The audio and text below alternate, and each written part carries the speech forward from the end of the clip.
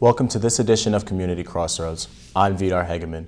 Jen Metzger was elected to the State Senate in 2018 to represent the 42nd District in New York, a largely rural district in the Hudson Valley that includes parts of Orange County. Prior to her election, Senator Metzger served for over a decade in local government and also directed an organization to fight for fair utility prices and clean energy economy that creates good local jobs. She brings to the State Senate a much-needed local perspective on the challenges facing our rural communities, a commitment to improving the lives and opportunities of the residents in her district, and a track record of working with the people of diverse perspectives to get things done. Senator Metzger, thanks for being here. Thanks so much for having me, Vidar. Of course. Since your election, what has been your biggest surprise as working as a member of the New York State Senate? Well, you know, it is interesting coming from local government into Albany. Of course, the process, the state government is just a completely different animal from local government. It's just, so every week is compressed into a few days of the legislative session. And what is, the pace is absolutely incredible. Like, as I was discussing with you earlier, you know, I'll have, it's just nonstop from early morning until late into the evening in, you know, meeting with people. There are meetings all day, there are hearings, there are legislative sessions, and it's constant. And I'd say this isn't a surprise, but what's so interesting about this job is, you know, at the state level, you are dealing with every single issue affecting the people of New York, whereas in local government, you're pretty much focused on the local issues of your community. So it's been incredibly interesting. It's been, you know, I've enjoyed the work. Okay. And I've learned a lot. Yeah. And as you work as the agricultural chair, how does that compare to the rest of your work in Albany? And is that what you expected, or? Well, as chair of the Agriculture Committee, it's actually been it's been very rewarding work for me, and an interesting challenge I've had is that in the Democratic majority, I represent the most rural district. Our district has, in the 4 counties that our Senate district includes, Orange, Sullivan, Ulster, and Delaware, parts of those counties, they have many farms. They're rural areas. And many of my colleagues are from downstate. They're from more urban areas. So, you know, I've viewed it as my role, part of my work, to sort of educate my other colleagues about about agriculture, farming issues, and the issues that are important to rural communities. But on the other hand, they understand they want fresh local food in their communities. And that's kind of the challenge that I've set out for me, is how can we get more New Yorkers consuming more of the foods that we produce in New York.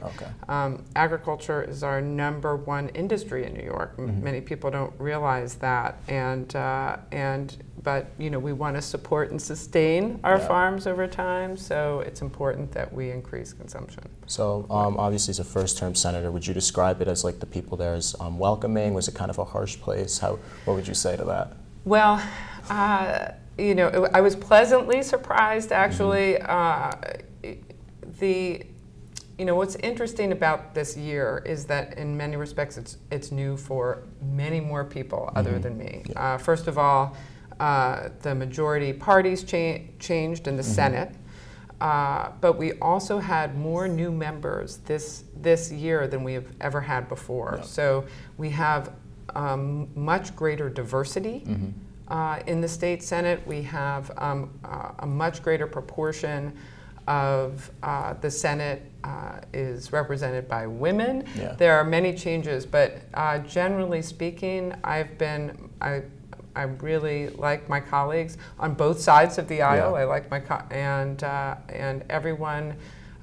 It's been very collegial, and yeah, I've been very pleased. Fantastic.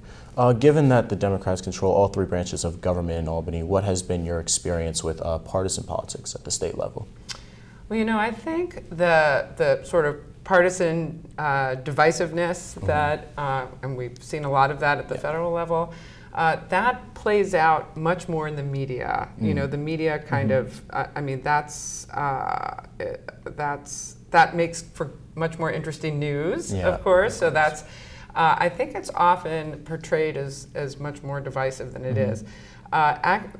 Of course, the different parties have different priorities, different values, but what is very interesting is that, you know, there's a lot of bipartisan support for legislation that we pass.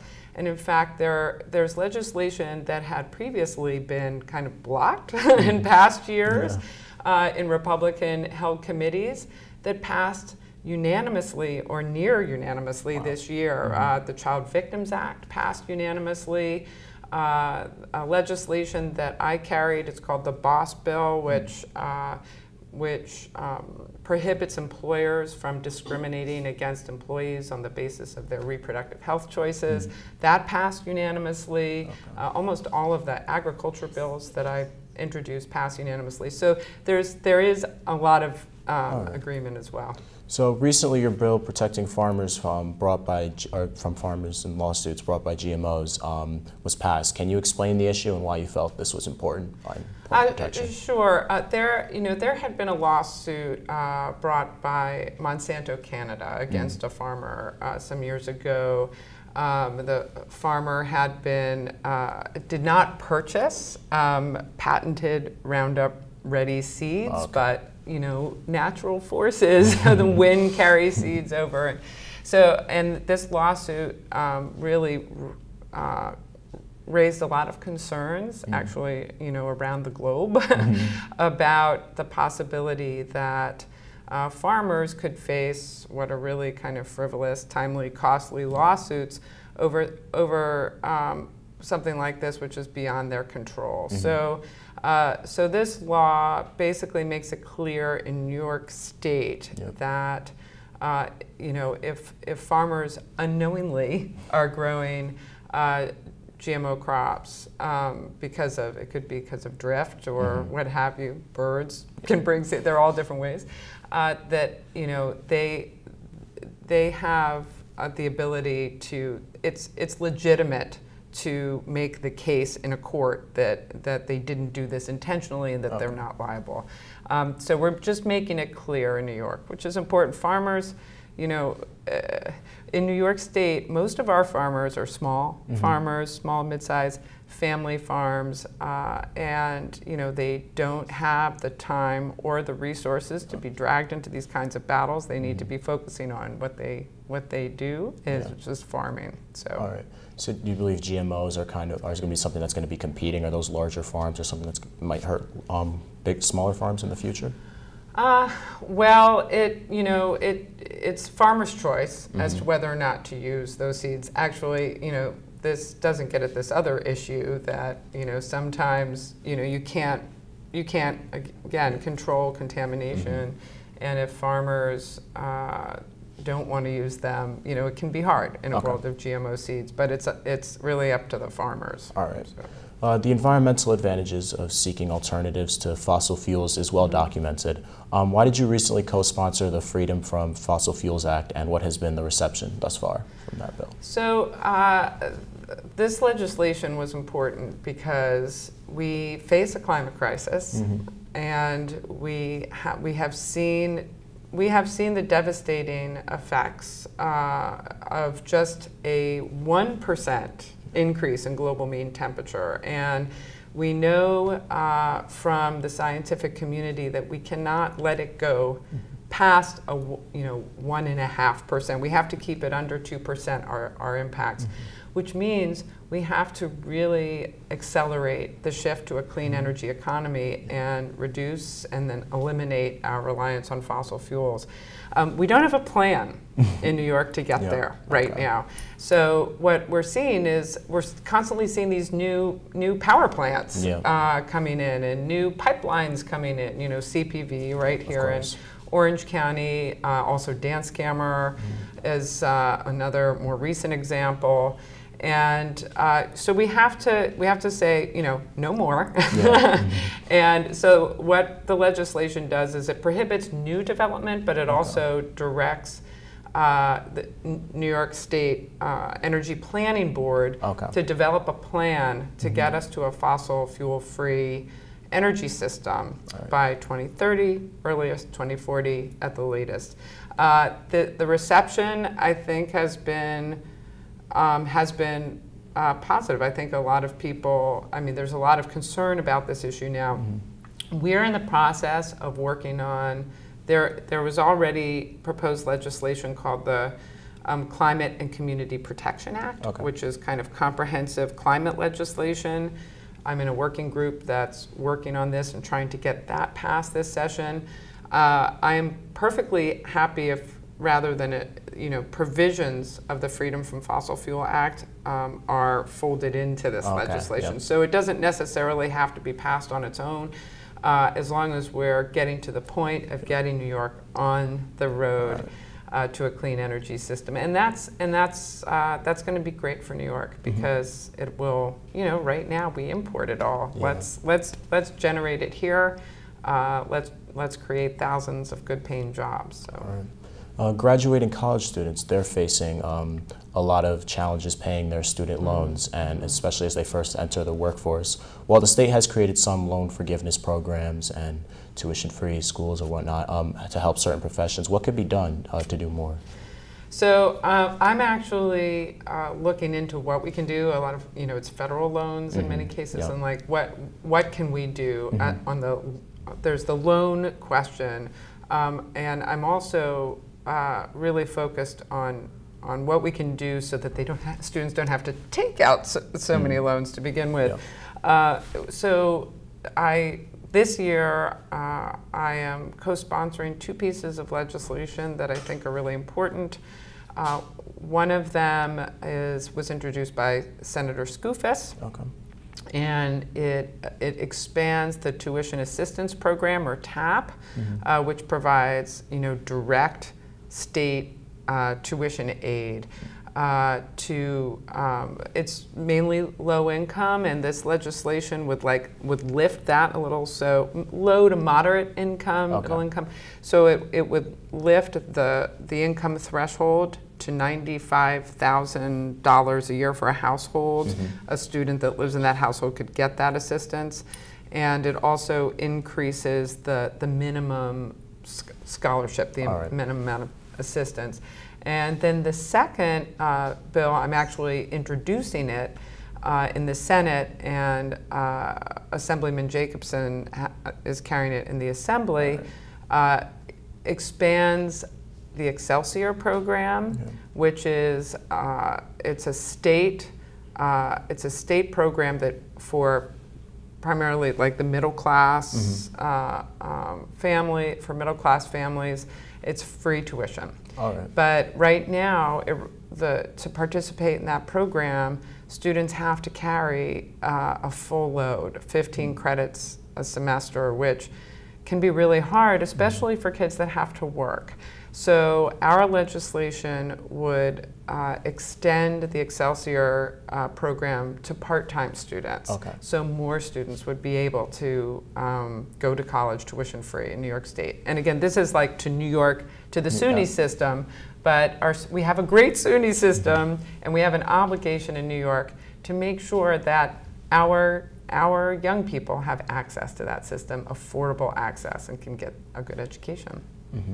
And I believe there was a bill passed in the Assembly, or somebody had introduced a bill that said that they wanted to forgive student loans or New York State loans. Is that something that you'd look into?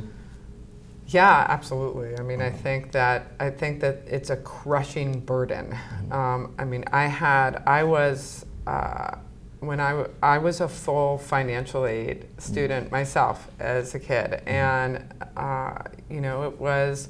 The debt burden back then was much less than what it is now kids face, and it was hard. Coming out of college, I worked at a nonprofit, you don't make a lot of money, and it was really hard to do it all, to pay off your loans, to pay for rent and utilities and everything you need. So yeah, we shouldn't be essentially shackling our young people, when they're trying to, make their way in the world. So. All right, thank you.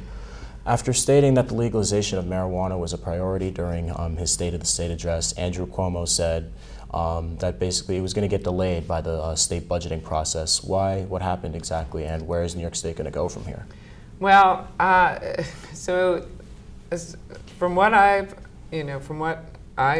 have been heard, negotiations were proceeding on that as part of the budget.